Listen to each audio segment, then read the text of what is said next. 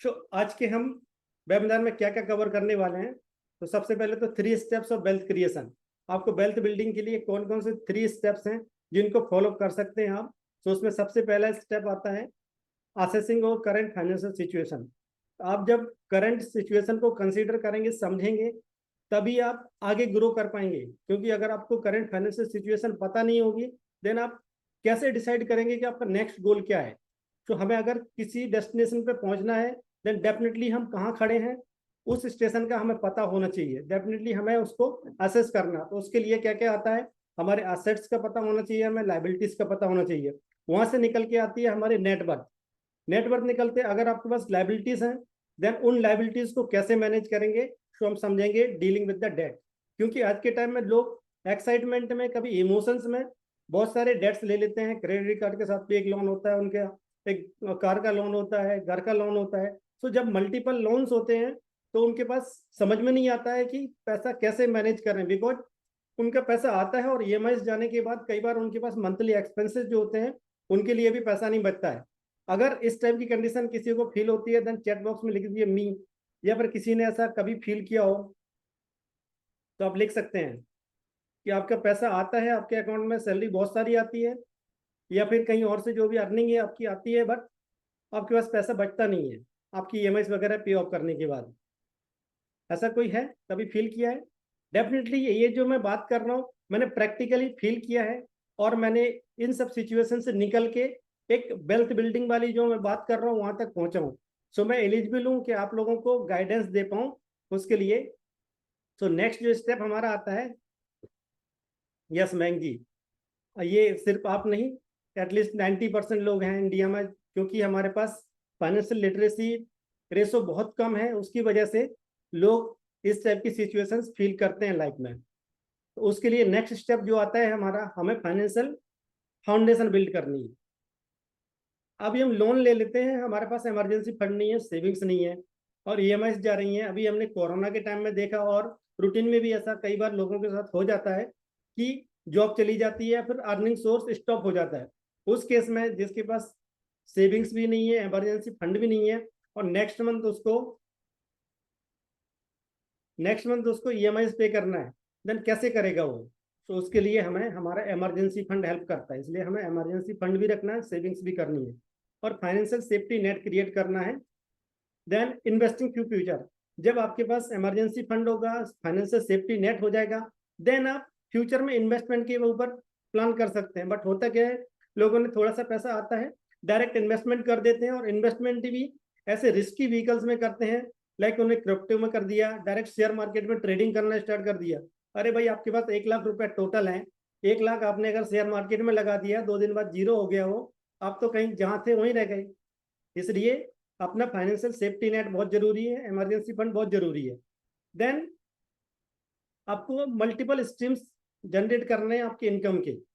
जब आपके पास मल्टीपल तरह से इनकम आती है, चाहे वो थोड़ा सा ही पैसा आता हो या फिर एनुअली, मंथली, कैसे भी, देन डेफिनेटली आपको एक सपोर्ट मिलता है, मेंटल सपोर्ट रहता है। और नेक्स्ट स्टेप जो आता है हमारा, जब हम ये सब करने के बाद फाइनेंशियल प्लानिंग करते हैं। Financial planning means financial goals को सेट करते हैं। हमारी लाइफ में अगर गोल्स नहीं है तो क्या होता है, लाइफ गोल गोल घूमती रहती है।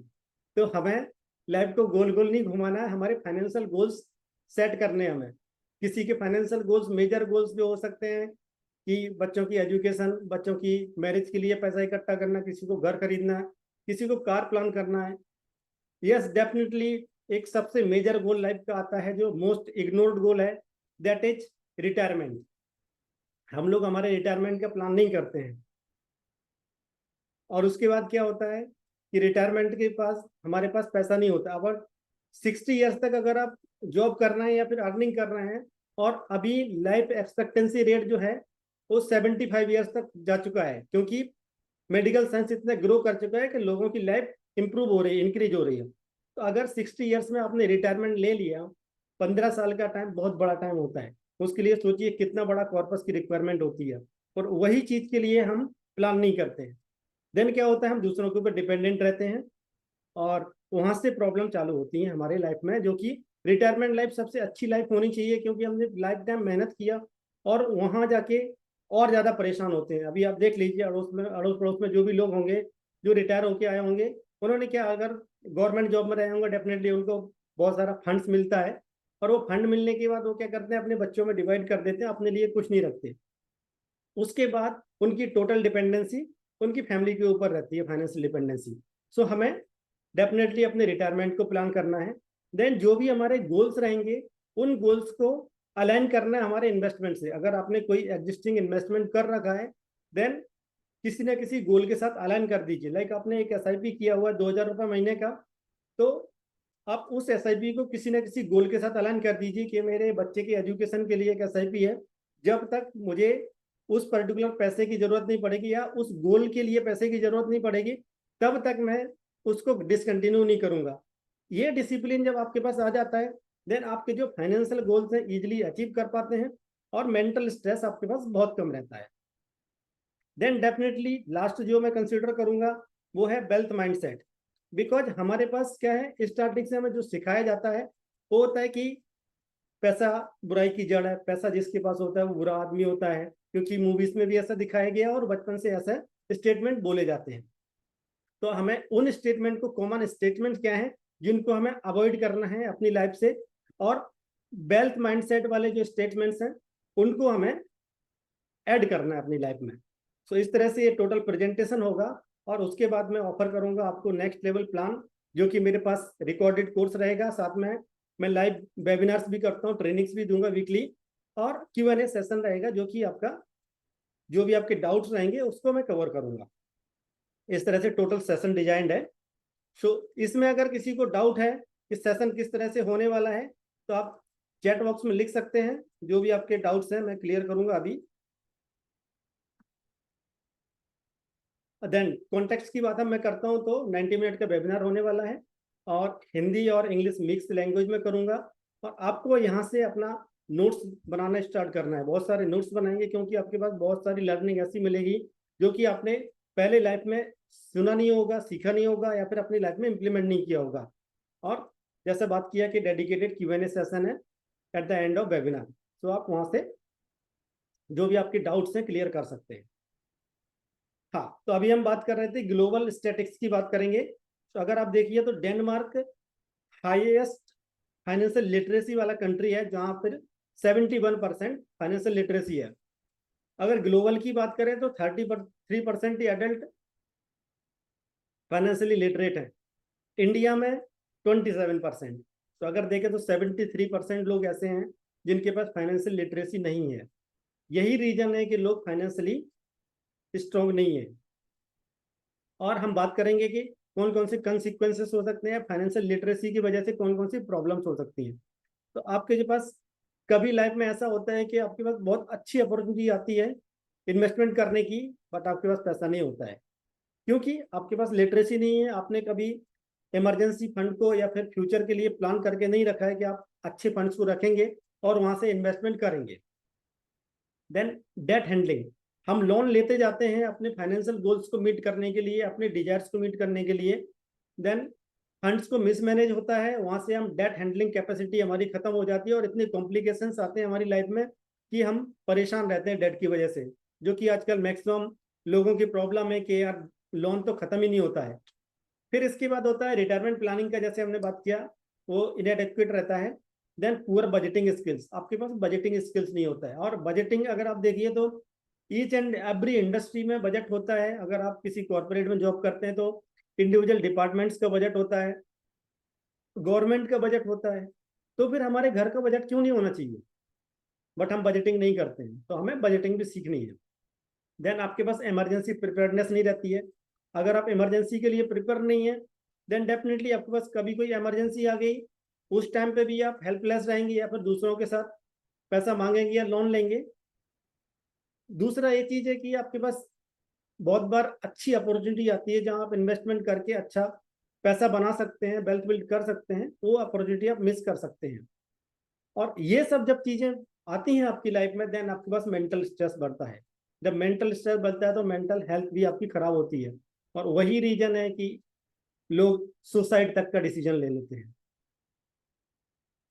यस माय डियर फ्रेंड, पैसा ऐसी चीज है, अगर आपके पास आता है और आपको मैनेजमेंट का स्किल नहीं है, तब भी आपके लिए फाइनेंशियल प्रेशर झेलने की कैपेसिटी नहीं रहेगी, तो आप नहीं कर पाओगे, मिसमैनेज कर दोगे। हो सकता है कि 8-10 दिन में, 1 महीने में उस पैसे को खत्म कर दो। या फिर आपके पास कम पैसा होता है और उस टाइम पे भी आप मैनेजमेंट का स्किल नहीं है आपके पास, मनी मैनेजमेंट का, देन डेफिनेटली आप स्ट्रेस में आ जाएंगे। तो इस तरह से इन कॉम्प्लिकेशंस को बचने के लिए हमें फाइनेंशियल प्लानिंग बहुत जरूरी है, फाइनेंशियल लिटरेसी बहुत जरूरी है। तो कभी किसी ने जो कॉम्प्लिकेशंस या फिर कंसिक्वेंसेस लिखे हैं फाइनेंशियल इलिटरेसी के, कभी किसी ने देखे हैं क्या अपनी लाइफ में? अगर देखे हैं तो यस लिख दीजिए चैट बॉक्स में।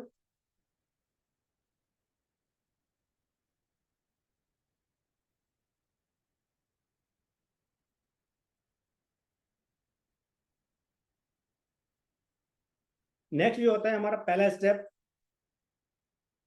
Understanding the financial situation.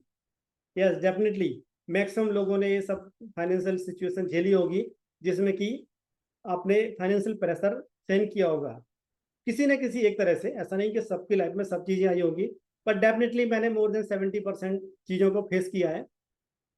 हाँ, सो आपको क्या करना है, आपकी फाइनेंशियल सिचुएशन को अंडरस्टैंड करना है। तो फाइनेंशियल सिचुएशन अंडरस्टैंड करने के लिए आपके पास आपकी नेटवर्थ का पता होना बहुत जरूरी है। तो कितने लोग ऐसे हैं जिन्होंने कभी अपनी नेटवर्थ कैलकुलेट की है? अगर की है तो आप यस लिख दीजिए या फिर नो लिख दीजिए। या फिर जिन लोगों को नेटवर्थ के बारे में पता नहीं है वो भी लिख सकते हैं डोंट नो, DNK। अस्करनम जी, डेफिनेटली आपको फाइनेंशियल लिटरेसी है, कुछ तो पता होगा, तभी आपने नेटवर्क चेक किया, अदरवाइज लोगों को नेटवर्क नहीं पता। बट नेटवर्क क्या चीज होती है? नेटवर्क आपकी फाइनेंशियल पावर को बताती है कि आप कितने फाइनेंशियली वेल्दी हैं। अभी आजकल की टाइम में जो हो गया है कि मैक्सिमम लोग असेस करते हैं कि अगर किसी के पास बहुत बड़ा घर है, बड़ी गाड़ी है, अच्छे कपड़े ब्रांडेड शूज वगैरह पहन रहा है, देन डेफिनेटली उसके पास बहुत सारा पैसा है। बट वो फिजिकल है, वो दिखता है सिर्फ आपको, एक्चुअल में वो बहुत पैसे वाले लोग नहीं है। पैसे वाले लोग वही होते हैं जिनकी नेटवर्थ अच्छी होती है। तो नेटवर्थ आपको समझनी है। बड़ी बड़ी गाड़ी खरीदने से, बड़ा घर खरीदने से नहीं होता है, बिकॉज वो सब लोन पे होता है और वो आपकी लाइबिलिटीज में काउंट होता है। लाइबिलिटीज नेटवर्थ कैलकुलेशन के टाइम पे माइनस हो जाती है, नेगेटिव इंपैक्ट डालती है आपकी नेटवर्थ कैलकुलेशन में। सो नेटवर्थ क्या है? Personal net worth is the difference between your assets and your liabilities. So हम बात करेंगे आगे असेट्स क्या होते हैं और लाइबिलिटीज क्या होते हैं। सो नेटवर्थ से हमें क्या क्या बेनिफिट होते हैं और क्या चीज होती है उसके बारे में बात करेंगे। तो आपका फाइनेंशियल हेल्थ इंडिकेटर है, मतलब आपकी फाइनेंशियल हेल्थ कितनी है, कितने अच्छे हैं आप फाइनेंशियली, वो बताता है। देन आप अगर रेगुलर अपनी नेटवर्थ को कैलकुलेट करते हैं, देन आपको पता चलता है कि आपकी नेटवर्थ कितनी है और आप डिसाइड कर पाते हैं कि मुझे किस लेवल पर जाना है। क्योंकि आज आपको पता नहीं आपकी नेटवर्थ कितनी है, तो आप बढ़ाने का कोशिश कैसे करोगे? नहीं करोगे। तो आपको नेटवर्थ पता होनी चाहिए और उसके साथ आपका गोल भी होना चाहिए कि एनुअली मुझे इतने परसेंट से अपनी नेटवर्थ को इंक्रीज करना है। आपने कभी न्यूज़पेपर में या फिर टीवी में सुना होगा कि इस पर्टिकुलर कंपनी की नेटवर्थ इस क्वार्टर में 20%, 10% इंक्रीज हो गई। वो क्या है? वो कंपनी की टोटल असेट वैल्यू है, कितने असेट्स उसके पास हैं, उसकी वैल्यू मिला के जो आता है वो नेटवर्थ आता है।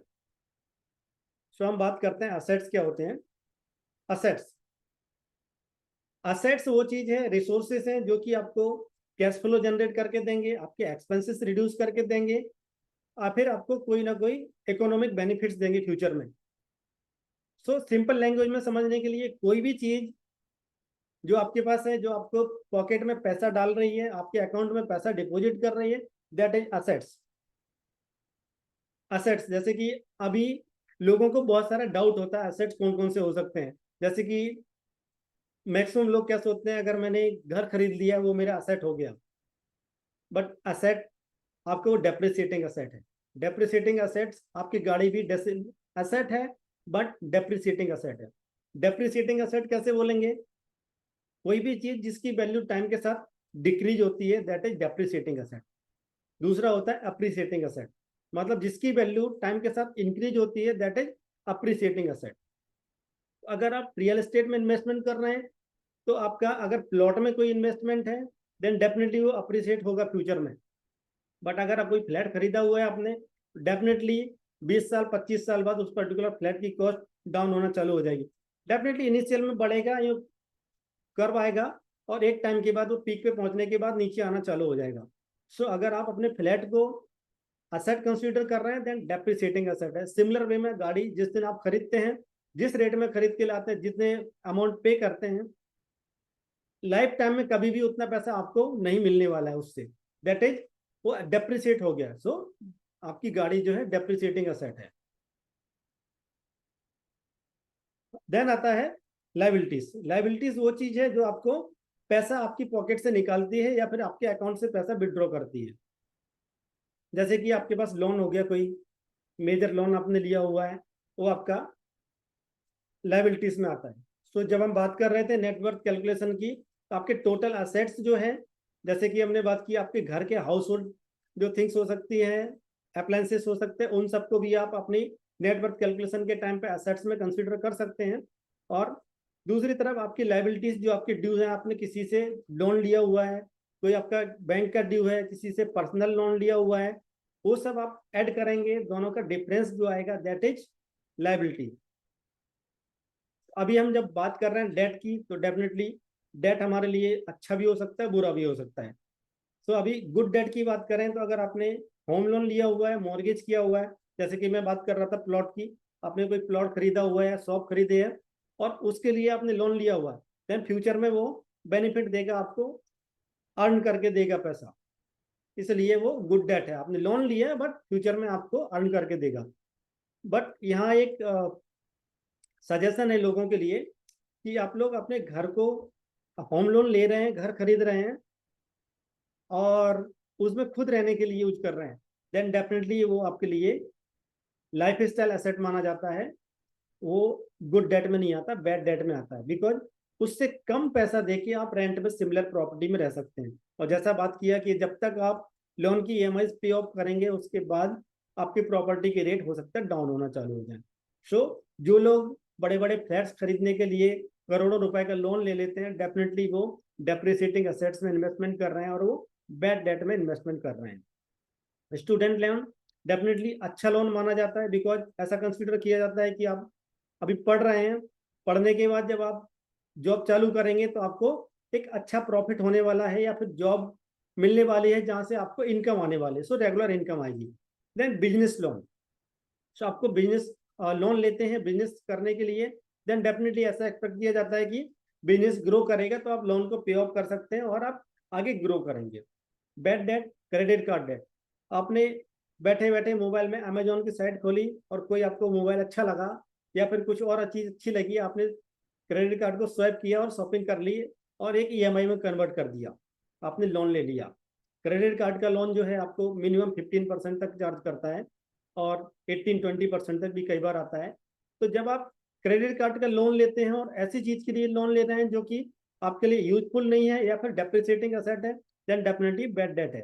कार लोन, ऑटो लोन, आपने कार लिया, लाइक आपने आज 5 लाख रुपए का कार ले रहे हैं, 5 साल के लिए लोन लिया आपने 5 लाख का, तो अगर आप कैलकुलेट करेंगे 9% और 9.5% के रेट से, तो 5 साल बाद आप अराउंड 7.5 लाख रुपीस बैंक को पे करेंगे। 2 लाख रुपए आपने डाउन पेमेंट भी दिया होगा अगर आपने 7 लाख की कार खरीदी तो आपको टोटल कॉस्ट कितनी हो जाती है, 10 से 12 लाख रुपए कार की कॉस्ट होती है।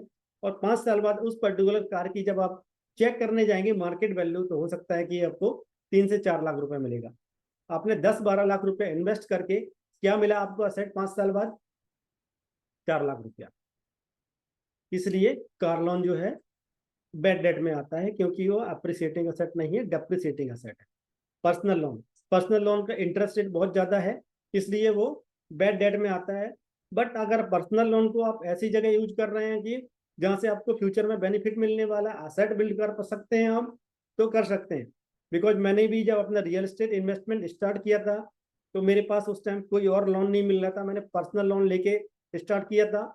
बट मैंने प्लॉट खरीदा था तो मेरा जितना मैंने पे ऑफ किया उससे ज्यादा आज की डेट में मैं डबल ट्रिपल अमाउंट उस पर्टिकुलर प्लॉट से अर्न कर चुका हूँ। तो अगर उस तरह से आप स्मार्ट वे में कर रहे हैं देन पर्सनल लोन भी आपके लिए गुड डेट हो सकता है।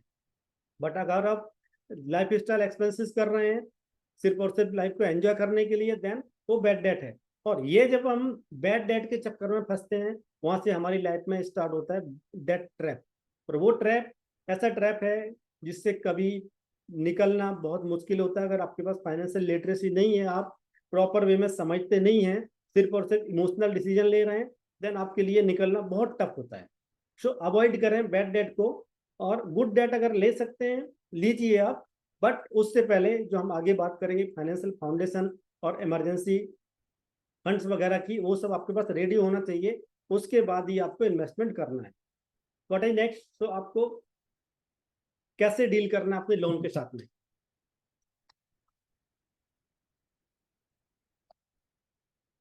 सबसे पहले तो आपको लिस्ट बनानी है आपके पास कौन कौन से लोन्स हैं, like car loan, home loan, किसी ने क्रेडिट कार्ड पे लोन लिया हुआ है, कोई पर्सनल लोन है, कोई बिजनेस लोन है।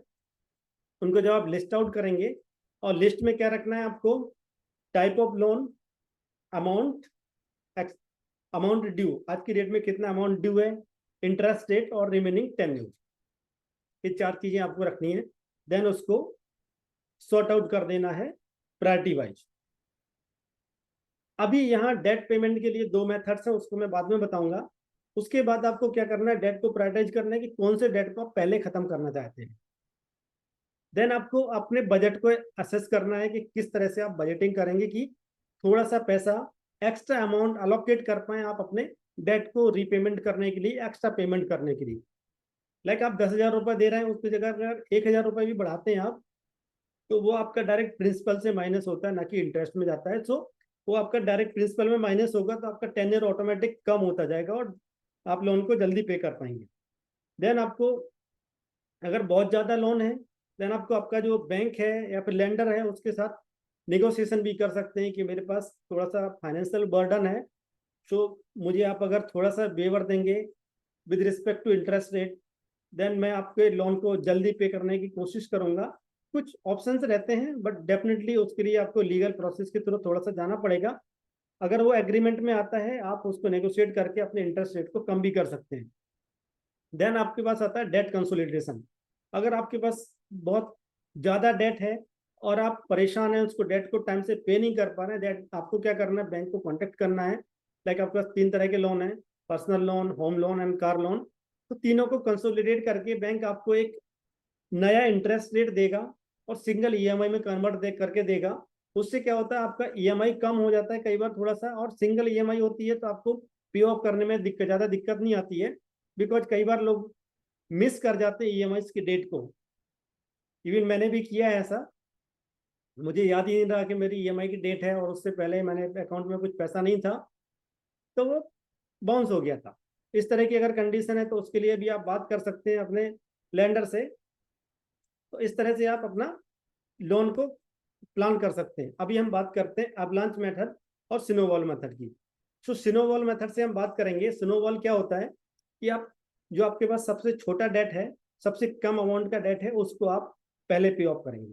लाइक मेरे पास अभी एक क्रेडिट कार्ड से मैंने लोन लिया हुआ है जिसकी सिर्फ और सिर्फ 4 या 5 ईएमआई बची हुई हैं, तो मैं एक्स्ट्रा पैसा अलोकेट करके उसको 2 महीने में भी खत्म कर सकता हूँ। जब मैं इस तरह से करूंगा तो नंबर 1, एक मेरे पास से ईएमआई कम हो जाएगी, तो उस पर्टिकुलर ईएमआई से जो एक्स्ट्रा पैसा आने वाला है वो मैं किसी और दूसरे लोन को पे ऑफ करने के लिए डेडिकेट कर सकता हूँ, अलोकेट कर सकता हूँ। दूसरी चीज, मेरे पास सेंस ऑफ अकम्प्लिशमेंट आता है कि मैंने एक पर्टिकुलर लोन को पे ऑफ कर दिया। सिंगल लोन को भी पे करने के बाद मेरे माइंड में एक अच्छी चीज आती है कि मैंने यस आई डिड इट। तो उस तरह से आप करके स्नोबॉल मेथड को कर सकते हैं कि छोटे से स्टार्ट करके बड़े बड़े बड़े उस तरफ करते जाएंगे और लास्ट में सबसे बड़ा लोन जो होगा अमाउंट वाइज उसको आप पे ऑफ करेंगे। दूसरा मेथड होता है अपलांच मेथड। अपलांच मेथड वो होता है जिसमें आप अपने डेट्स को प्रायोरिटाइज करते हैं with respect to interest rate.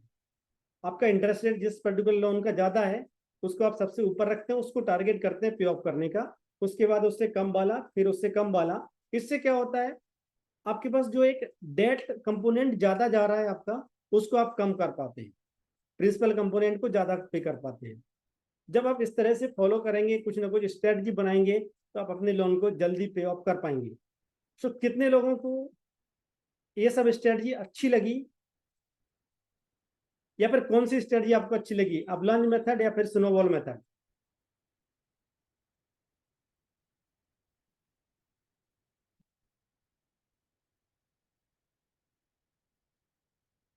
Open land is a appreciating asset, definitely.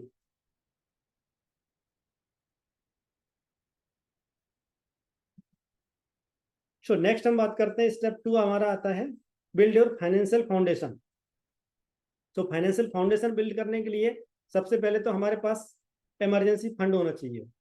Emergency fund recommended है कि मिनिमम 3 मंथ्स का आपके पास फंड होना चाहिए, जो आपके मंथली एक्सपेंसेस है उसके बराबर। लाइक आपका 50,000 रुपए का मंथली एक्सपेंसेस है, तो आपके पास 1.5 लाख रुपए मिनिमम और 3 लाख रुपए तक का आपके पास फंड्स होने चाहिए रिजर्व, वो आप डेट फंड्स में रख।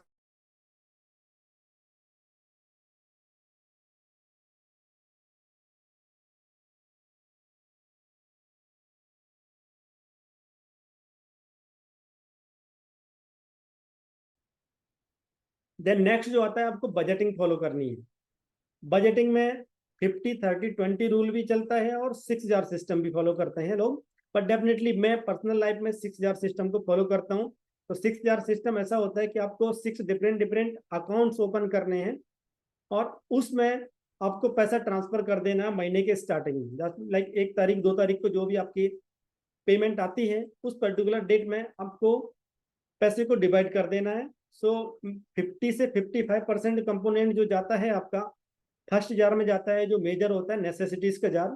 देन नेक्स्ट जो जाता है 10% आपका फाइनेंशियल फ्रीडम अकाउंट में जाता है, FFA बोलते हैं, जो कि आपको रिटायरमेंट के लिए रखना है, आपको फ्यूचर में फाइनेंशियल फ्रीडम दिलाएगा। जैसा हमने बात किया था रिटायरमेंट प्लानिंग, वो आपको 10% डे 1 से डेडिकेट कर देना है।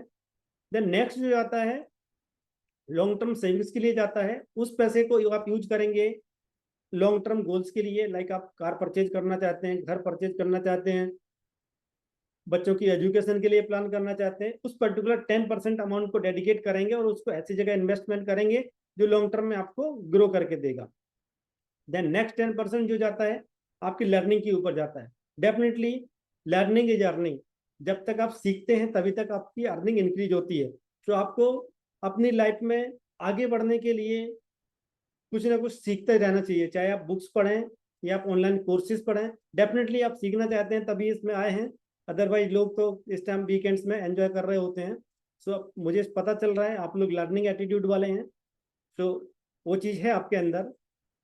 देन नेक्स्ट जार जो आता है 5th नंबर का हमारा, वो होता है एंजॉयमेंट का जार, उसके लिए भी आपको 10% डेडिकेट कर देना है। देन लास्ट वन जो आता है, बिकॉज एंजॉयमेंट के लिए इसलिए बहुत जरूरी है क्योंकि हम थक जाएंगे, काम नहीं कर पाएंगे, हमारी लाइफ में बोरियत महसूस होगी, तो ये पैसे का कुछ काम नहीं है। तो डेफिनेटली हमें फाइनेंसिस को मैनेज करना है, बेटर वे में मैनेज करना है, बट अपनी लाइफ को एंजॉय भी करना है, लर्न भी करना है। देन नेक्स्ट जो लास्ट वन जार आता है, दैट इज चैरिटी के लिए होता है। सो अगर आपका नेसेसिटीज में 55% में हो रहा है, तो आप अपनी चैरिटी को 5% कर सकते हैं, और अगर आपकी नेसेसिटीज 50% में हो जाता है, देन आप उसको 10% तक कर सकते हैं।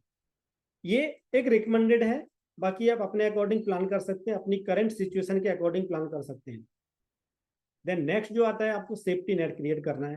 सेफ्टी नेट में आपको लाइफ इंश्योरेंस लेना है, क्योंकि जब हम बात करते हैं इन्वेस्टमेंट की, रियल एस्टेट इन्वेस्टमेंट की बात करेंगे या किसी और इन्वेस्टमेंट की बात करेंगे फ्यूचर में, तो डेफिनेटली हम लोन लेके भी बात करेंगे कि जैसा कि हम बात कर रहे थे कि हम प्लॉट में इन्वेस्टमेंट करेंगे या फिर रियल एस्टेट में घर खरीदेंगे, शॉप खरीदेंगे। जब आप इन्वेस्टमेंट कर रहे हैं लोन लेके, तो आप अपनी फैमिली को इनसिक्योर कर रहे हैं, बिकॉज आज की डेट में इनसर्टेनिटी इतनी ज़्यादा है कि लाइफ का कुछ पता नहीं, 1 घंटे बाद क्या होने वाला है। अगर आप चले जाते हैं तो आपकी फैमिली के पास एटलीस्ट फाइनेंशियल सपोर्ट तो होना चाहिए। डेफिनेटली ह्यूमन लॉस कोई भी रिप्लेस नहीं कर सकता, बट अगर फाइनेंशियल सपोर्ट होगा तो वो कुछ ना कुछ सर्वाइव कर जाएंगे। आपकी यादें रहेंगी उनके साथ में, बट उनके साथ एक फाइनेंशियल बर्डन जो है एक्स्ट्रा आने वाला है वो नहीं आता, क्योंकि अर्निंग मेंबर जब किसी की फैमिली से जाता है ना, तो उसको जितनी प्रॉब्लम्स होती है वो कोई जिसने प्रॉब्लम फेस की है वही समझ सकता है, हम लोग उसको इजीली समझ नहीं सकते। सो आपको लाइफ इंश्योरेंस लेना है। लाइफ इंश्योरेंस रिकमेंडेड है, आपको कभी भी LIC या फिर कोई एंडोमेंट प्लान में या फिर यूलिप प्लान के चक्कर में नहीं पड़ना है। सिंपल टर्म इंश्योरेंस लेना है, और टर्म इंश्योरेंस की कॉस्ट जो होनी चाहिए आपकी, जो आपकी मंथली इनकम है, एनुअल इनकम है, उसका 10 टाइम्स मिनिमम आपको लेना है। लाइक आपका 10 लाख रुपए अगर एनुअल इनकम है, तो आपको मिनिमम 1 करोड़ का कवर होना चाहिए।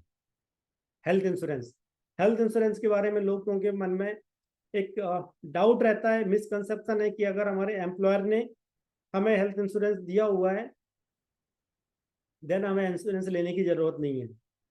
बट हेल्थ इंश्योरेंस जो है एम्प्लॉयर के द्वारा प्रोवाइडेड इंश्योरेंस है, तो वो कब तक है आपका कवर, जब तक आप उस पर्टिकुलर एम्प्लॉयर के साथ कनेक्टेड हैं। द मोमेंट आपने वो कंपनी छोड़ी या due to some reason emergency में आपको छोड़ना पड़ा, जॉब लॉस हो गई, उस केस में आपके पास हेल्थ इंश्योरेंस नहीं होता है। और ऐसे केसेस भी कई बार देखे हैं कि लोगों के पास हेल्थ इंश्योरेंस नहीं होने की वजह से जो उनकी लाइफ टाइम की सेविंग थी पूरा का पूरा पैसा मेडिकल एक्सपेंसेस में चला जाता है। तो हमें उस पर्टिकुलर चीज से बचने के लिए हमारी फैमिली का हेल्थ इंश्योरेंस होना चाहिए। और कितना लेना है उसके लिए रिकमेंडेड है कि आप जिस एरिया में हैं उस पर्टिकुलर एरिया में मेजर सर्जरी जैसे कि हार्ट सर्जरी है, किडनी रिप्लेसमेंट है, उस पर्टिकुलर जो सबसे महंगे आइटम्स हैं या फिर ट्रीटमेंट्स हैं उसके इक्विवेलेंट आपको लेना है। लाइक अगर आप मुंबई में हैं और वहाँ 10 लाख रुपए का कॉस्ट आ रहा है तो आप 10 लाख रुपए ले सकते हैं। किसी दूसरी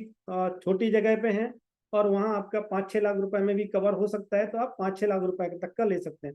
बट रिकमेंडेड है मिनिमम 5 लाख रुपीज का आपके पास हेल्थ इंश्योरेंस होना चाहिए। देन क्रिटिकल इलनेस कवर भी ले सकते हैं आप, वो हेल्थ इंश्योरेंस के साथ भी कवर कर सकते हैं या फिर टर्म इंश्योरेंस के साथ भी एडिशनल बेनिफिट में मिल जाता है आपको। नेक्स्ट जो आता है इन्वेस्टमेंट फ्यूचर। जब हमारे पास बजटिंग हो गया, हमने इमरजेंसी फंड रख लिया, हम सेफ्टी नेट क्रिएट कर लिया प्रॉपर तरीके से, देन हमें प्लान करना है अपना इन्वेस्टमेंट।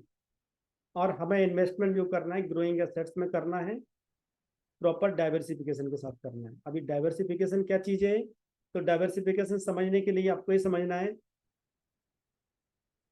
एक चीज बोली गई, स्टेटमेंट बोला गया, don't put all the eggs in the single basket. मतलब आपके पास जितना भी अमाउंट है वो सिंगल चीज में नहीं डालना है। लाइक मेरे पास अगर 1 करोड़ रुपए है तो मैं सारा का सारा एक प्रॉपर्टी में इन्वेस्टमेंट करके छोड़ दूंगा, वो गलती नहीं करनी है आपको। डिफरेंट डिफरेंट असेट क्लासेस में आपको इन्वेस्टमेंट करना है। रियल एस्टेट एक असेट क्लास है, गोल्ड एक असेट क्लास है। गोल्ड आपको फिजिकल गोल्ड नहीं करना है, ज्वेलरी कभी भी आपका गोल्ड इन्वेस्टमेंट नहीं माना जाएगा, आपको यहाँ क्लियर कर दूं मैं। सिर्फ और सिर्फ आपको या तो गोल्ड डायरेक्ट गोल्ड खरीदना है फिजिकल गोल्ड, या फिर आप गोल्ड बॉन्ड्स या फिर ईटीएफ गोल्ड में भी इन्वेस्टमेंट कर सकते हैं। देन डाइवर्सिफिकेशन के लिए आपका इक्विटी होता है, डेट म्यूचुअल फंड होता है, और इक्विटी में भी आप इटसेल्फ डाइवर्सिफिकेशन कर सकते हैं, small cap, large cap and mid cap में। तो जब आप इस तरह से अपने पोर्टफोलियो को डाइवर्सिफाई करेंगे तो आपका रिस्क फैक्टर कम हो जाता है। डेफिनेटली जब हम गोल सेटिंग करेंगे, गोल्स के साथ में अलाइन करके कितना कितना हमारा इन्वेस्टमेंट किस पर्टिकुलर असेट क्लास में जाना चाहिए वो हम आगे बात करेंगे। देन आपको क्या करना है, सिंगल इनकम सोर्स पे डिपेंडेंट नहीं रहना, आपको multiple sources of income generate करना है। लाइक आपने एक रियल एस्टेट इन्वेस्टमेंट कर दिया और वहां से आपको एक रेगुलर कैश फ्लो आना चालू हो गया in the form of rent, तो वो आपका एक separate next source of income हो गया, अनदर सोर्स ऑफ इनकम हो गया। तो आपको ऐसे different different source of income create करने हैं। आप बुक पब्लिश कर सकते हैं, यूट्यूब वीडियो क्रिएट करके यूट्यूब चैनल बना सकते हैं, या फिर आप जिस पर्टिकुलर जॉब में हैं उसमें ही ओवर टाइम करके कुछ एक्स्ट्रा जनरेट कर सकते हैं। कुछ सर्विसेज अगर प्रोवाइड करते हैं तो आप एक्स्ट्रा कुछ और ऑफर करके लोगों को पैसा अर्न कर सकते हैं। इस तरह से आपको एक्सप्लोर करना है कि कौन कौन से चीज़ों को यूज करके आप एक्स्ट्रा इनकम जनरेट कर सकते हैं। जब आपके पास इतना सब होगा देन आपके पास नेक्स्ट जो आता है जो आपको करना है वो है आपको फाइनेंशियल गोल सेट करने हैं। थर्ड स्टेप आता है, जो आपके पास शॉर्ट टर्म गोल्स हो सकते हैं कि आपने जस्ट अभी लाइफ को स्टार्ट किया है, जॉब स्टार्ट किए है, या फिर आप घूमने जाना चाहते हैं फैमिली के साथ में तो ट्रैवल प्लान होगा। किसी का कार परचेज का प्लान हो सकता है, किसी का कोई लैपटॉप खरीदना है, किसी को मोबाइल खरीदना है, कुछ और गैजेट्स का प्लान है वो सब करना है। या फिर हमने बात की इमरजेंसी फंड की, तो आपका शॉर्ट टर्म गोल ये भी होना चाहिए। अगर आपके पास अगर मेंटेन नहीं किया है देन इमरजेंसी फंड क्रिएशन के लिए आप सेपरेट टारगेट रखें और उस गोल को फुलफिल करने के लिए सेपरेट अमाउंट डेडिकेट करें अपने बजट में। सो मिड टर्म गोल्स जो होते हैं आपका हाउस परचेज, चाइल्ड एजुकेशन, हो सकता है कुछ लोगों के लिए child education long term goal आ जाए। पर्सनल डेवलपमेंट के लिए जैसा कि हमने बात की लर्निंग के लिए हमें करना है। देन कोई और गोल हो सकता है किसी और का। सो वो जो भी आपके गोल्स 3 से 5 साल में कवर करने हैं आपको, वो आपके मिड टर्म गोल्स आ जाते हैं। और जो भी गोल्स आपके मोर देन 5 years वाले हैं, these are long term goals. तो आपको लॉन्ग टर्म गोल्स में क्या क्या हो जाता है आपका, रिटायरमेंट प्लानिंग, जैसा कि बात किया गया था कि मोस्ट इग्नोर्ड गोल है जबकि मोस्ट इंपॉर्टेंट है। तो आपको रिटायरमेंट प्लानिंग अगर आपने स्टार्ट नहीं की है तो आज से सोचिए आप रिटायरमेंट के बारे में। क्योंकि रिटायरमेंट ऐसी चीज है, हम दूसरों के ऊपर डिपेंडेंट रहेंगे, हम एक्सपेक्ट कर रहे होंगे कि हमारे बच्चे हमारे लिए सपोर्ट करेंगे, काम करेंगे। तो जरा चैट बॉक्स में लिख दीजिए कितने लोग हैं जो अपने पेरेंट्स को सपोर्ट कर पा रहे हैं उनके रिटायरमेंट के टाइम में। लिखिए यस और नो, कौन कौन कर रहा है, मुझे भी पता चले कितने % लोग करते हैं।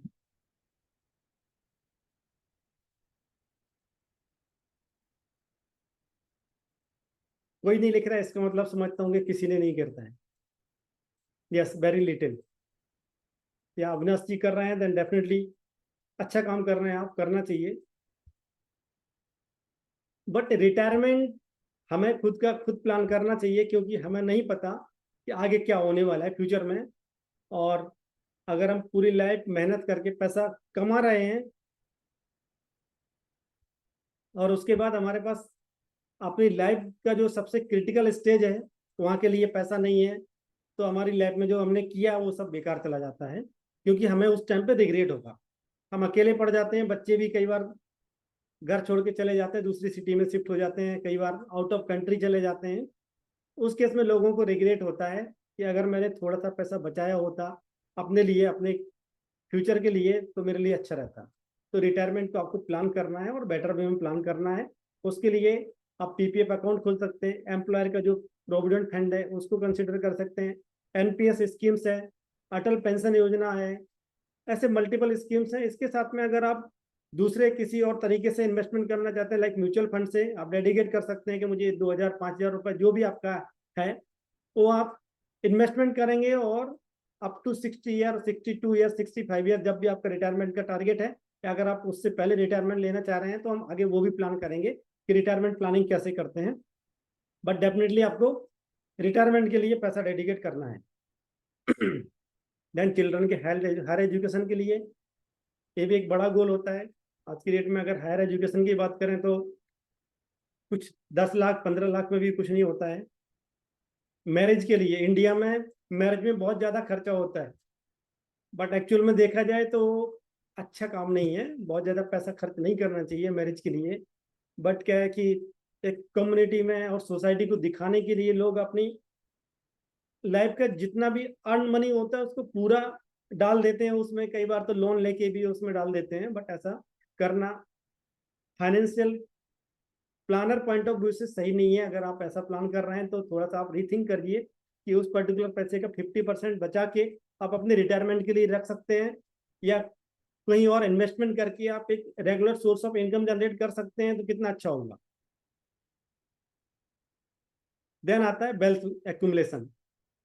डेफिनेटली आप, जब हम इतना कुछ फाइनेंसिस की बात कर रहे हैं तो हम वेल्थ बिल्डिंग करना चाह रहे हैं, अपनी नेटवर्क बढ़ाना चाहते हैं। जब नेटवर्क बढ़ाने की बात आती है तो हमें अच्छे अच्छे असेट्स में इन्वेस्टमेंट करना, अप्रिसिएटिंग असेट्स में इन्वेस्टमेंट करना है। तो ये हमारे गोल्स होते हैं। हमें जब हमारे गोल्स पता होंगे, और गोल बनाने के लिए आपको एक नोट पैड पे लिखना है कि आपके गोल्स क्या क्या हैं, उस पर्टिकुलर गोल के लिए आपको कितनी अमाउंट की रिक्वायरमेंट है और कब रिक्वायरमेंट है। जब आपके पास इस तरह से गोल बने होंगे, देन आप प्लान कर पाएंगे कि आपको किस गोल के लिए कितना इन्वेस्टमेंट करना है, और कब से स्टार्ट करना है, और किस एसेट क्लास में इन्वेस्टमेंट करना है। तो अभी एसेट क्लास की बात करेंगे हम कि कौन से एसेट क्लास में कितना इन्वेस्टमेंट करना है।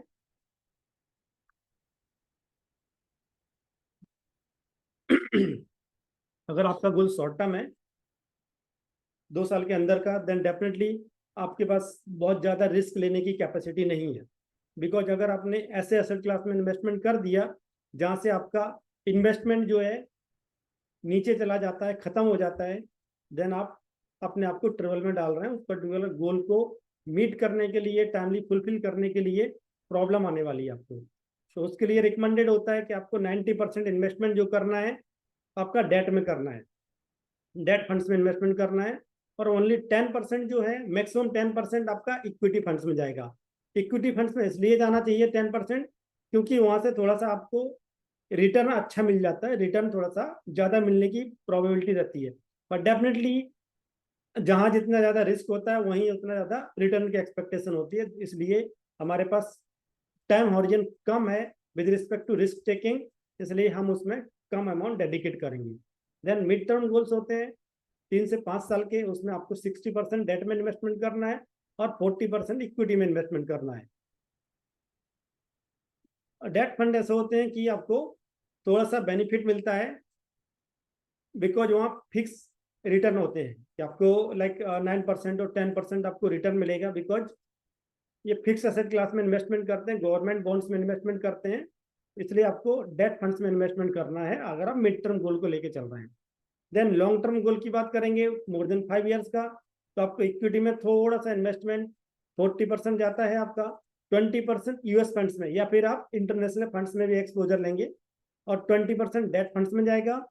गोल्ड में भी इन्वेस्टमेंट करेंगे आप सॉरी, रियल एस्टेट में 5% जाएगा, देन 10% अल्टरनेट दूसरे एसेट क्लास में भी आप करना चाहते हैं तो कर सकते हैं। इस तरह से आपका प्रॉपरली डाइवर्सिफाइड पोर्टफोलियो जब आपको मिलता है, देन आपके पास एक तो रिस्क फैक्टर कम हो जाता है और सभी एसेट क्लास अपने आप में अच्छा परफॉर्म करेंगे, तो डेफिनेटली आपके पास एक रिटर्न भी अच्छा मिलेगा, क्योंकि हमारे पास एक्सपोजर हर तरह के स्टॉक्स का होगा। अभी डोमेस्टिक इक्विटी में भी हम इन्वेस्टमेंट करेंगे 40%, तो वहाँ भी हमारा पोर्टफोलियो डाइवर्सिफाइड रहेगा। कुछ हम स्मॉल फंड्स में करेंगे, कुछ लार्ज कैप फंड में करेंगे, कुछ मिड कैप फंड में करेंगे। तो इस तरह से प्रॉपरली डाइवर्सिफाइड पोर्टफोलियो हमें एक तो रिस्क कम करके देता है, दूसरा अच्छा रिटर्न भी देता है। सो इन्वेस्टमेंट करते टाइम आपको इस तरह से इन्वेस्टमेंट करना है कि आपका गोल जो है उसके अकॉर्डिंग आपका इन्वेस्टमेंट अलाइंड होना चाहिए। जब आप इस तरह से इन्वेस्टमेंट करेंगे तो आपका गोल अचीव करने में आपको बहुत आसानी रहेगी और टाइम से गोल अचीव कर पाएंगे, और जो आपका इन्फ्लेशन है उसको भी इजीली बीट कर पाएंगे।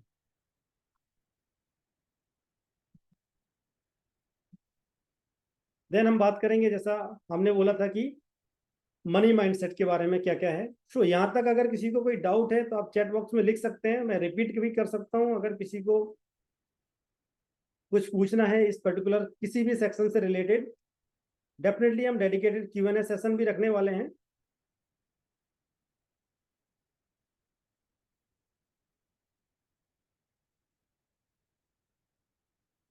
ओके, तो एक्सपेक्ट करता हूँ कि आप लोगों को सब क्लियर होगा, क्योंकि किसी के पास कोई क्वेश्चंस नहीं है, इसका मतलब या तो मेरा टीचिंग मेथड बहुत अच्छा है या फिर आप बहुत जल्दी अंडरस्टैंड कर जाते हैं।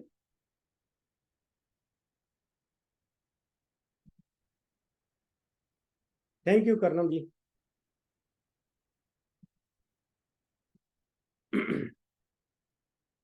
कॉमन माइंडसेट, तो मनी माइंडसेट हमें क्या सिखाया जाता है, money is not important for me. जो लोग ये बोलते हैं money is not important for me, अगर मैं आपको बोलूं या फिर आपका कोई रिलेटिव है आपको बोले कि मेरी लाइफ में आपकी कोई इंपॉर्टेंस नहीं है, क्या आप उसके पास जाना चाहोगे, मिलना चाहोगे कभी दोबारा? ऐसा कभी होगा क्या कि आप मिलोगे उससे अगर कोई आपको ऐसा बोल दे कि आपकी मेरे लाइफ में कोई इंपॉर्टेंस नहीं है? मैक्सिमम लोग नहीं जाएंगे। तो जब हम पैसे के बारे में ऐसा बोलते हैं कि पैसे की कोई इंपॉर्टेंस नहीं है मेरे लिए, तो पैसा हमारे पास क्यों आएगा? जो हमें ये स्टेटमेंट को हमारी लाइफ से रिमूव कर देंगे। देन दूसरा आता है money is the root of all evil. जैसा बोला जाता है ना, सारे झगड़े की जड़ पैसा ही है, बट ऐसा नहीं है। पैसा ऐसी चीज है जो कि पैसे की एब्सेंस में जो चीजें प्रॉब्लम्स आती हैं उन पैसों को उनको आप इजीली खत्म कर सकते हैं पैसे की प्रेजेंस में। तो आपको कभी भी ये सब नहीं बोलना है रिच पीपल सेल्फिश, सेल्फिश होते हैं लोग, ऐसा नहीं है। I never get out of debt, ये नेगेटिव एफर्मेशन है, तो आपको नहीं बोलना है।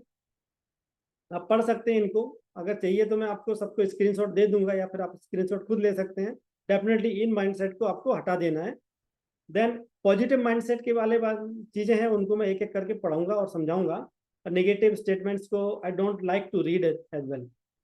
सो अगर आपको पढ़ना है आप पढ़ सकते हैं, कौन कौन सी चीजों को आपको अपनी लाइफ से रिमूव करनी है उनको हटा सकते हैं। पर डेफिनेटली आपको कभी ये नहीं बोलना है कि पैसा मेरे लिए इंपॉर्टेंट नहीं है, पैसा सभी के लिए इंपॉर्टेंट है। इसके लिए एक अफर्मेशन देता हूँ आपको, आपको बोलना है, सभी मेरे साथ रिपीट कीजिए, I love money, money loves me, I love money, money loves me. Then next, rich mindset. So rich mindset वाले लोग क्या करते हैं, I plan my spending and savings well. जैसा कि हमने बात किया, बजटिंग करते हैं, प्रॉपर प्लानिंग कर सकते हैं। My money is one of the tool I use to live life I want. जैसी लाइफ हम रहना चाहते हैं, एंजॉय करना चाहते हैं, वैसी लाइफ हम एंजॉय कर सकते हैं अगर हमारे पास पैसा है तो। I have achievable financial goals, goals की हमने बात की, and a plan to reach them. जब हम फाइनेंशियल प्लानिंग करेंगे, बजटिंग करके, देन उसकी तरफ आराम से पहुंच भी जाएंगे। My debt is my under control. Definitely हम लोन लेते हैं, बट हमारे पास कंट्रोल होना चाहिए कि हमें उतना ही लोन लेना जितनी हमें रिक्वायरमेंट है, या फिर मेरी कैपेबिलिटी है कि मंथली में ईएमआई को पे कर पाऊंगा, तभी आपको लोन लेना। I am willing to promote myself and my values. जो आपके पास अच्छी चीजें हैं उसको आपको प्रमोट करना है, और वही एक गुड लीडर का एग्जाम्पल है। सो आपके पास जो भी अच्छी चीजें उनको प्रमोट करेंगे, आपकी वैल्यूज को प्रमोट करेंगे, देन डेफिनेटली आपकी लाइफ में एक पॉजिटिव रिफ्लेक्शन आना चालू होगा। कुछ आपको ऐसे क्लाइंट्स भी मिलेंगे जो कि आपसे पेड सर्विस लेने के लिए भी रेडी रहेंगे। I am willing to work to be rich. Yes, rich बनने के लिए कर रहे हैं ना हम काम। अगर हमें रिक्वायरमेंट नहीं हो तो इतना लाइफ को भागने की जरूरत नहीं पड़ेगी किसी को भी। तो लाइफ का गोल ही वही है लोगों का कि वेल्थ एक्यूमुलेशन करना है, लाइफ को एंजॉय करना है। देन ये बहुत इंपॉर्टेंट चीज है आपको। मैक्सिमम लोगों को देखा गया है कि लोग अगर किसी को देखते हैं ग्रो कर रहा है, जिसके पास ज्यादा पैसा है, उससे जेलस फील करते हैं, उसके बारे में निगेटिव स्टेटमेंट देते हैं। तो आपको कभी भी निगेटिव स्टेटमेंट नहीं देना है, ये चीज अपने माइंड से और अपनी लाइफ से रिमूव कर दीजिए। अगर आपको कोई चीज अच्छी लग रही है तो आपको उसको अप्रिशिएट करना है, एडमायर करना है। I admire and model rich and successful people. आप जब किसी की अच्छी चीज को पसंद करते हैं तो उसको आपको मॉडल भी करना है। देन नेक्स्ट जो आता है, I am a master of money, money comes to me easily and effortlessly. तो ये पॉजिटिव अफर्मेशंस हैं, ये आप डेली रिपीट करेंगे तो बेस्ट है।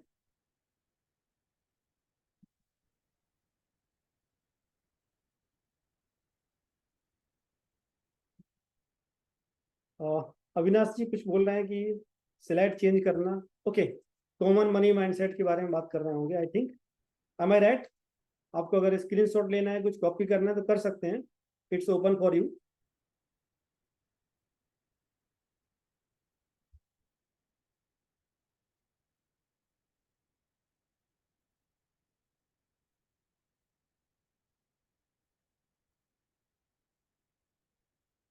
सो ये थे टोटल रिच माइंडसेट।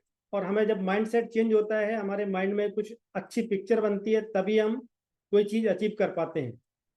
सो कितने लोगों को अभी तक का सेशन अच्छा लगा?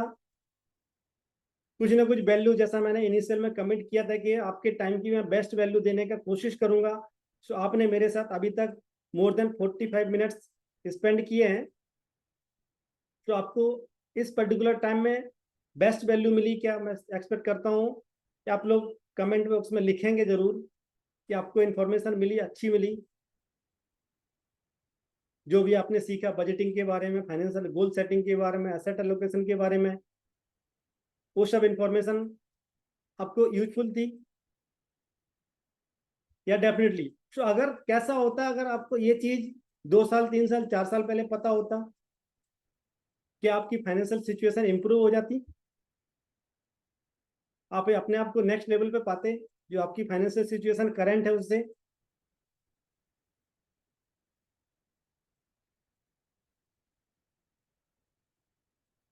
Thank you Avinash ji, thank you Karnam ji. Yes definitely.